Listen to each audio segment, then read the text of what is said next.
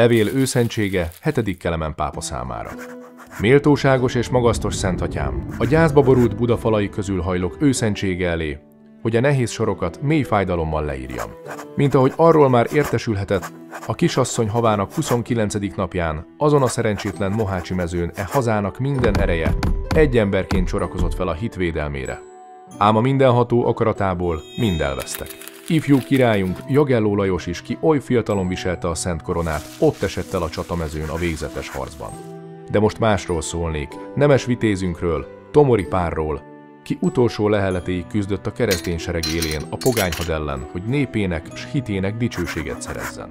Tomori nem született főrangúnak, sem hatalmas úrnak. Szerény nemesi családból ered, ki nem örökölt fényes címeket, hanem mindazt, amit elért, saját szorgalmával s tudományával tette.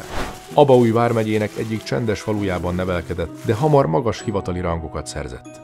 Ismeretes róla, hogy jegyzőként szolgált Báthori István országbíró mellett, és már ifjan kimutatta tudományát a deákírás és olvasás művészetében, mint egy bölcs egyházi tudós. Alig múlt 30 esztendős, és már Erdély sókamarása lett, ahol tisztességgel és hülyen gondoskodott a királyi jövedelmekről. Nem csupán a pennát forgatta jártas kézzel, de a kardot is. Bizony szüksége is volt rá, mikor a székelyek vonakodtak megadni az ajándékökröt a gyermek Lajos királyfi születésének ünnepére. Szapolyai Vajda mindig számíthatott Tomori segítségére, ki ha kellett, szavával, s ha kellett, éles szabjával hajtotta be az elmaradt adókat. Mesélik, hogy követként Sztambulba is eljutott, hogy Szelim szultántól a fegyvernyugvást kérvényezze, mind hiába, hisz a török ekkor már Magyarországra fente a fogát. Mikor aztán az a Dózsa nevű haramia fellázította a keresztes vitézeket, az ország ismét számíthatott Tomori kardjára. Bihar vármegyében ő maga törte le a lázadás fészkét, ám feleslegesen nem ontott vért. Azoknak, kik idejében visszatértek a hűség útjára, büntetlenséget ígért, és csak azokkal vette fel a harcot, kik továbbra is hűtlenek maradtak. Nagy tetteket vitt véghez, ám a boldog családi élet kegyelme elkerülte őt. 2 jegyese is volt, ám mindketten halálukat lelték az esküvő előtt. Így fájdalmas veszteségek után Tomori elhatározta, hogy végleg az Isten szolgálatának szenteli életét. Belépett az esztergomi ferences barátok közé, hogy ott találjon lelki békét és vigaszt. Így élt csendes szerzetesként, míg nem az országnak újra szüksége lett az ő szolgálatára. Mikor 6 esztendővel ezelőtt Szulejmán lett a pogánytörökök szultánja, szaporodni kezdtek a támadások a magyar végek ellen.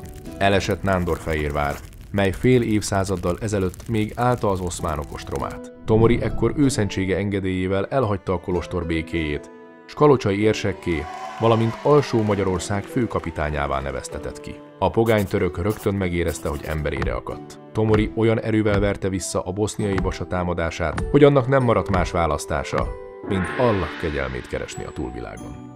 Országunk kincstára azonban a majd egy évszázados védekezésben kiapadt. A végvárak védelme is összeomlással fenyegetett. Tomori maga is szívesen lemondott volna terhes tisztségéről, ám becsületből mégis a helyén maradt. Még a töröknek is hajlandó volt sót eladni, hogy katonáinak elmaradt zsoldját kifizethesse.